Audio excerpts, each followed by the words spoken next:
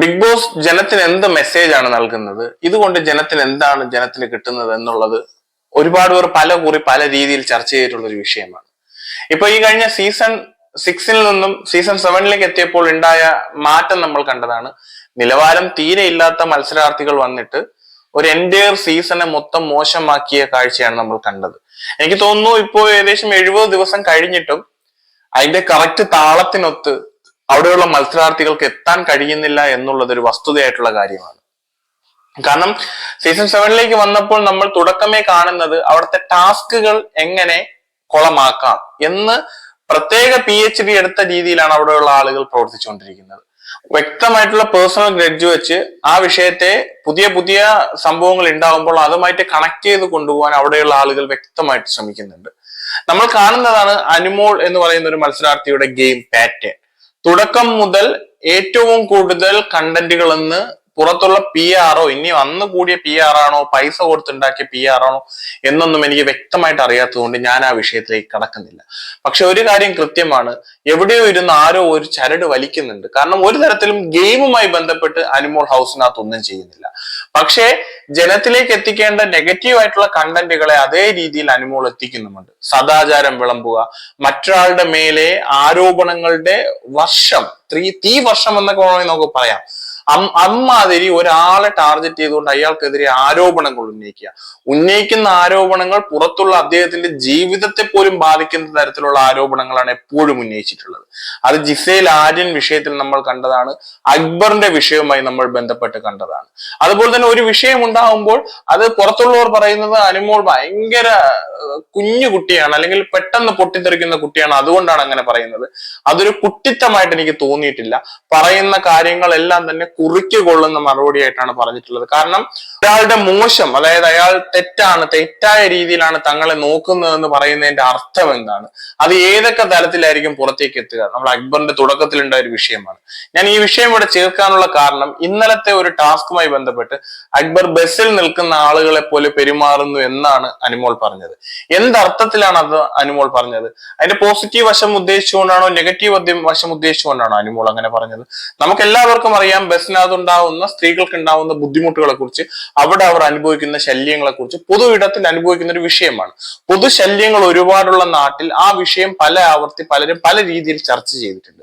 ഈ big boss പോലൊരു പ്ലാറ്റ്ഫോമിൽ കോടിക്കണക്കിന് ആളുകൾ കാണുന്ന ഒരു ഷോയ്ക്കകത്ത് ഉള്ള മറ്റൊരു മത്സരാർത്ഥിയെ കുറിച്ചാണ് അനിമോൾ ഈ ഒരു പരാമർശം നടത്തിയിട്ടുള്ളത്. അക്ബർ എന്ന് പറയുന്ന മത്സരാർത്ഥി പല ആവർത്തി ഇത്തരത്തിലുള്ള ഒരുപാട് കാര്യങ്ങൾക്ക് ഇരയായിട്ടുള്ള ഒരാളാണ്. കാരണം അക്ബർ ചില കാര്യങ്ങളിൽ അക്ബറിനോടുള്ള വിയോജിപ്പുള്ളതുപോലെ തന്നെ അക്ബറിനെ ചില നേരത്ത് അവിടെ ഉള്ളവർ ടാർഗറ്റ് ചെയ്ത് ആക്രമിക്കുന്നു എന്നുള്ള കാര്യത്തിൽ പോലും സംശയമുണ്ട്. ഈ അനിമോൾ അടങ്ങുന്ന ഒരു ഗ്യാങ് ഈ അക്ബറിനെതിരെ നടത്തുന്ന ഇത്തരം പരാമർശങ്ങൾ, അതായത് ആ ബസ്സുമായി ബന്ധപ്പെട്ടുള്ള പരാമർശത്തിൽ അക്ബറിന്റെ ഇമേജിനെ തന്നെ ബാധിക്കുന്ന, അക്ബറിന്റെ സ്വഭാവത്തിനെ പോലും ചോദ്യം ചെയ്യുന്ന ഒരു തരത്തിലുള്ള ഒരു കാര്യമാണ് അവിടെ നടത്തിയിട്ടുള്ളത്. ഇപ്പൊ ലക്ഷ്മി മസ്താനി പോലുള്ള രണ്ടുപേർ ചേർന്നിട്ട് ഈ ഒനിയൽ സാബുവിനെതിരെ നടത്തിയിട്ടുള്ള ഒരു പരാമർശം, അത് അദ്ദേഹത്തെ വ്യക്തിപരമായിട്ട് വേദനിപ്പിക്കുന്ന ഒരു കാര്യമാണെങ്കിൽ ഇതും തീർച്ചയായിട്ടും അക്ബറിനെ വളരെയേറെ വ്യക്തിപരമായിട്ട് ബാധിക്കുന്ന ഒരു വിഷയമാണ്. എന്തുകൊണ്ട് അതിന് മറ്റുള്ളവരോട് ശബ്ദമുയർത്തിയില്ല? ചെറിയ തെന്നിത്തെറിച്ചു വരുന്ന ശബ്ദങ്ങൾ മാത്രമാണ് നമ്മൾ അവിടെ കണ്ടത്. ഈ അനിമോൾ എന്ന് പറയുന്ന ആള് ചെയ്യുന്ന എല്ലാത്തിനെയും പിന്താങ്ങുന്ന, അതിനെ താങ്ങുന്ന കുറെ ആളുകൾ പുറത്തുണ്ട്. അവർ പോലും ഈ വിഷയത്തെ വളരെ മനോഹരമായ രീതിയിൽ വളച്ചൊടിച്ച് അനിമോളുടെ ഒരു മാസ് ഡയലോഗായിട്ട് പുറത്ത് പ്രൊജക്ട് ചെയ്ത് കാണിക്കുന്ന കഴിവ് ഇവിടെ ഉള്ള ആളുകൾക്കുണ്ട്. അതുകൊണ്ട് തന്നെയാണ് ഇവിടെയുള്ള ഒരു കൂട്ടം ആളുകൾ അനിമോൾക്ക് PR ഉണ്ട് എന്ന് പറയുന്നത്. കാരണം ചെയ്യുന്ന തെറ്റിനെ പോലും വളരെ മിനുക്ക് പണികൾ നടത്തി ആളുകളുടെ മുന്നിൽ വളരെ സോഫ്റ്റ് ആയിട്ട് കാണിക്കാനുള്ള ഒരു കഴിവ് ഈ കൂട്ടർക്ക് ഉണ്ട്. അതിന്റെ വ്യക്തമായിട്ടുള്ള തെളിവുകളാണ് അനിമോൾ അവിടെ ചെയ്ത് കൂട്ടുന്ന എല്ലാ തെറ്റുകളെയും ന്യായീകരിക്കുന്നത്. അവിടെ സദാചാരം വിളമ്പുന്ന, അന്യന്റെ ഇടങ്ങളിലേക്ക് ഒളിഞ്ഞു നോക്കുന്ന, മറ്റുള്ളവരുടെ സ്വകാര്യതകളിലേക്ക് കടന്നു കയറുന്ന, അതുപോലെ തന്നെ ഏറ്റവും തെറ്റായ രീതിയിലുള്ള നെഗറ്റിവിറ്റികൾ പുറത്തേക്ക് സ്പ്രെഡ് ചെയ്യുന്ന വെറും വേസ്റ്റ് ആയിട്ടുള്ള ഒരു മത്സരാർത്ഥി തന്നെയാണ് അനിമോൾ എന്ന് പറയുന്നതിൽ ഒരു സംശയമില്ല. എന്ത് കാണിച്ചിട്ടാണ് അനിമോൾക്ക് ഇത്രയേറെ ഫാൻ ബേസ് പുറത്തുണ്ടാവുന്നത് പോലും സംശയമാണ്. കാരണം വ്യക്തമായിട്ടുള്ള ഗെയിം പ്ലാനുകൾ ഇല്ലാതെ, വ്യക്തമായിട്ട് ഗെയിം കളിക്കാതെ ഇവിടെ ഇപ്പോഴും പിടിച്ചു നിൽക്കുന്നുണ്ട് എങ്കിൽ പുറത്തുള്ള PRന്റെ സ്ട്രെങ്ത് തന്നെയാണ്. ഇനി ഈ ഹൗസിനുള്ളിൽ പോയ മറ്റൊരാളാണ് സാബുമോൻ. നമുക്കറിയാം സീസൺ 1 വിജയിച്ച ആളാണ് സാബുമോൻ. അവിടെ പോയിട്ട് സാബുമോനെതിരെ സംസാരിച്ച ഒരാൾ അനീഷ് മാത്രമാണ്. ആ പേഴ്സണൽ വൈരാഗ്യം വെച്ചിട്ട് പുറത്ത് ഇന്റർവ്യൂകൾ പോലും വിളിച്ചു കൂട്ടി. അകത്തൊരു കൂട്ടം നടത്തുന്നതിന്റെ മറ്റൊരു വേർഷൻ പുറത്ത് വന്നിട്ട് ഈ സാബുമോൻ നടത്തുന്നുണ്ട്. ഇന്റർവ്യൂകളിൽ പോലും ഈ സാബുമോൻ അനീഷിനെതിരെ വാദിക്കുന്നുണ്ട്. അതായത് അനീഷിനെതിരെ പ്രശ്നങ്ങൾ ഉണ്ടാക്കുന്നുണ്ട്, അനീഷിനെതിരെ അസുഖമുണ്ട്, OCD എന്ന് പറയുന്ന ഒരു ബുദ്ധിമുട്ടുണ്ടെന്ന് പോലും പുറത്തു വന്ന് പറയുന്നുണ്ട്. ഇതൊന്നും നമ്മൾ പ്രേക്ഷകരോട് ഒരു ക്ലിപ്പിലും കണ്ടതല്ല. പക്ഷെ അനീഷിനെതിരെ അങ്ങനെ ഒരു വാദം ഈ പറയുന്ന സാബുമോൻ പുറത്ത് ഉന്നയിക്കുന്നുണ്ട്. ഒരാളുടെ പേഴ്സണൽ ആയിട്ടുള്ള ഒരു സ്പേസ് ആയിരിക്കണം. നമുക്ക് ചില ആളുകൾ നമ്മുടെ അസുഖങ്ങൾ മറ്റുള്ളവരോട് ഷെയർ ചെയ്യാൻ ആഗ്രഹിക്കാത്തതായിരിക്കും.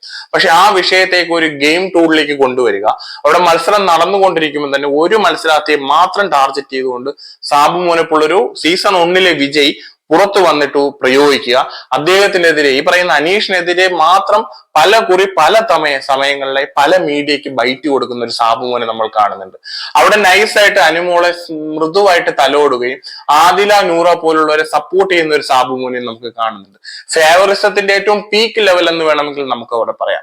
അനുമോൾ PR കൊടുത്തിട്ടുണ്ടെങ്കിൽ 16 ലക്ഷത്തിലേക്ക് ഒരു കണക്ക് വെച്ചിട്ടുള്ളൊരു വാദം അവിടെ വരുന്നുണ്ട്.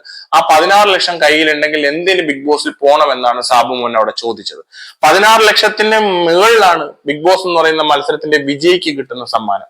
ഏറെക്കുറെ ഏകദേശം 50 ലക്ഷത്തിന് അടുപ്പിച്ചാണെന്ന് തോന്നുന്നു. ഇനി ടാക്സ് എല്ലാം പോയി കഴിഞ്ഞാൽ പോലും ഒരു 40-35 റേഞ്ചിൽ കയ്യിൽ ആ പൈസ കിട്ടും. അപ്പൊ അത്രത്തോളം പ്രൈസ് മണി ഉള്ള ഒരു മത്സരത്തിലേക്കാണ് പോകുന്നത്. അതിനു വേണ്ടിയിട്ട് ഇനി ഇവർ നടത്തിയിട്ടുള്ള ബാർഗെയിൻ എന്താണോ PR എന്താണെന്ന് വ്യക്തമായിട്ട് ഈ സാബുമോൻ അറിയത്തില്ല. അറിയാത്ത കാര്യത്തിന് ഒരു ഉത്തരത്തിലെത്താൻ സാബുമോനെ കൊണ്ട് കഴിഞ്ഞു. പക്ഷെ അറിയാത്ത അനീഷിന്റെ ജീവിതത്തിലെ പേഴ്സണൽ ഇടത്തിലെ കാര്യങ്ങൾ പോലും സാബുമോനെ പോലെ ഒരാൾ പ്രൊജക്ട് ചെയ്ത് കാണിക്കുന്നു. അവിടെ ശരിയും മറ്റൊരിടത്ത് തെറ്റും. ഇവിടെ അനീഷിനെ തകർക്കാൻ ശ്രമിക്കുമ്പോൾ ആരുടെയൊക്കെയോ വിജയത്തിന് വേണ്ടി ഈ സാബുമോൻ ആഗ്രഹിക്കുന്നുണ്ട്. ആ ആഗ്രഹം കറക്റ്റ് ആയിട്ട് പ്രൊജക്ട് ചെയ്യുന്നുണ്ട്. ഈ സാബുമോന് വ്യക്തിപരമായിട്ട് ഒരാളോട് എന്താ പറയുക താല്പര്യമുള്ളതിനോടൊന്നും എനിക്ക് എതിർപ്പില്ല. പക്ഷെ ഹൗസിനുള്ളിൽ കടന്നു കയറി അവിടെയുള്ള ആളുകളോടൊപ്പം പെരുമാറിയതിനു ശേഷം ഒരാളെ മാത്രം പുറത്തു വന്ന് ടാർഗറ്റ് ചെയ്ത് ആക്രമിക്കുമ്പോൾ അത് തീർത്തും വ്യക്തിപരമായിട്ടുള്ള പ്രശ്നമാണെന്ന് നമുക്ക് മനസ്സിലാക്കണം. കാരണം അവിടെ സാബുമോനെ എല്ലാവരും പാമ്പർ ചെയ്തപ്പോൾ അനീഷ് അതിന് നിന്നിട്ടില്ല.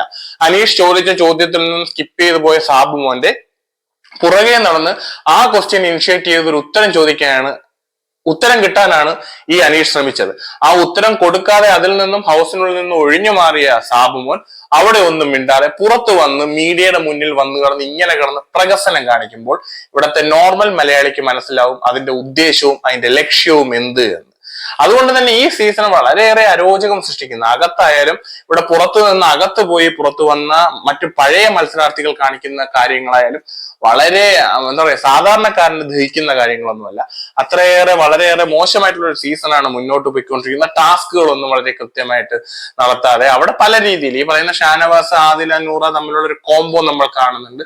വ്യക്തിബന്ധങ്ങൾ പോലെ അല്ലെങ്കിൽ എന്താ പറയുക ഒരു പെങ്ങളൂട്ടി പോലെ അതിനിടയിൽ ഉണ്ടാവുന്ന ചെറിയ സ്വരച്ചേർച്ചകൾ, അവരുടെ വഴക്കുകൾ, പിന്നെ അതുപോലെ തന്നെ പ്രോഗ്രസീവ് ചിന്താഗതികളോടുകൂടി വന്ന ആളുകൾ പോലും വളരെ പ്രോഗ്രസീവ് അല്ലാത്ത രീതിയിൽ പെരുമാറുന്ന കാഴ്ചയും നമ്മൾ ഹൗസിനുള്ളിൽ കണ്ടു. തുടക്ക സമയങ്ങളിൽ ഒരുപാട് അരോചകങ്ങൾ സൃഷ്ടിച്ച അനീഷിനെ പോലൊരു കോമണർ തന്റെ സ്പേസ് നിലനിർത്തിക്കൊണ്ട് സ്റ്റെപ്പ് ബൈ സ്റ്റെപ്പ് ആയിട്ട് തന്റെ കരിയറിന്റെ ഗ്രാഫ്, അതായത് ബിഗ് ബോസിനകത്തുള്ള കരിയർ ഗ്രാഫ് ഡെവലപ്പ് ചെയ്യുന്ന കാഴ്ചയും നമ്മൾ കാണുന്നുണ്ട്. ചില സമയങ്ങളിൽ അനീഷിൽ നിന്നും വളരെ അരോചകമായിട്ടുള്ള കാഴ്ചകളും പുറത്തേക്ക് വരുന്നത്. അതുകൊണ്ട് തന്നെ എൻ്റയർ സീസൺ നമ്മൾ എടുത്ത് നോക്കിക്കഴിഞ്ഞാൽ എല്ലാം തികഞ്ഞ വളരെ പെർഫെക്ഷനോട് കൂടിയിട്ടുള്ള ഒരു മത്സരാർത്ഥി നമുക്ക് അവിടെ ഇപ്പോഴും സെലക്ട് ചെയ്യാൻ കഴിയില്ല.